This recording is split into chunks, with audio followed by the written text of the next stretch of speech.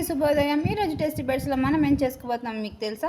సాధారణంగా అందరు కాకరకాయ అంటేనే చాలామంది ఇష్టపడరు, కానీ ఇష్టపడని వాళ్ళు కూడా ఇష్టపడేలా చేస్తే కాకరకాయ పచ్చడి చేసుకోబోతున్నాం. ఇంకెందుకు ఆలస్యం, లెట్స్ గో. చూడండి ఫ్రెండ్స్, కాకరకాయ ముక్కలను అయితే ఇలా చక్కగా రౌండ్గా అయితే కట్ చేసేసుకొని పక్కన పెట్టేసుకున్నాను. ఇప్పుడు అందులో తగినన్ని నీళ్ళని యాడ్ చేసేసుకోవాలి.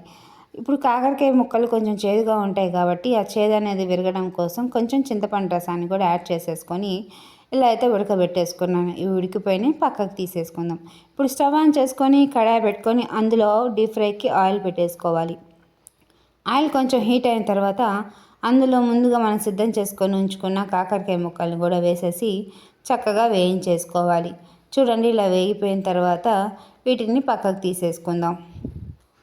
ఇప్పుడు స్టవ్ ఆన్ చేసుకొని కడాయి పెట్టుకొని అందులో ఆయిల్ యాడ్ చేసుకొని పోపు దినుసులను కూడా యాడ్ చేసేసుకోవాలి.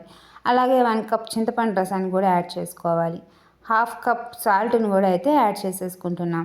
తర్వాత కొద్దిగా బెల్లాన్ని యాడ్ చేసుకుంటే టేస్ట్ బాగుంటుంది కాబట్టి బెల్లాన్ని కూడా యాడ్ చేసేసుకుంటున్నాం. ఇప్పుడు ఈ చింతపండు అంతా చక్కగా ఉడికిపోయి దగ్గర పడిపోయింది కాబట్టి ముందుగా ఉడకబెట్టి వేయించుకున్న కాకరకాయ ముక్కలను కూడా యాడ్ చేసేసుకొని అలాగే 1 కప్ కారాన్ని కూడా యాడ్ చేసేసుకుంటున్నాను. తర్వాత 1 టీ స్పూన్ మెంతిపిండిని కూడా యాడ్ చేసేసుకొని చక్కగా ఒకసారి కలిపేసేసుకొని స్టవ్ ఆఫ్ చేసేసుకోవాలి. అంతే అండి, ఎంతో టేస్టీ అయినా ఈజీ అయినా కాకరకాయ పచ్చడి అయితే రెడీ అయిపోయింది. మీరు కనుక ఈ పచ్చడి తింటే కాకరకాయకి ఫ్యాన్ అయిపోతారు, అంత బాగుంటుంది. వేడి వేడి అన్నంలో ఈ పచ్చడి వేసుకొని నెయ్యి వేసుకొని తింటే సూపర్. మీకు నచ్చిందా?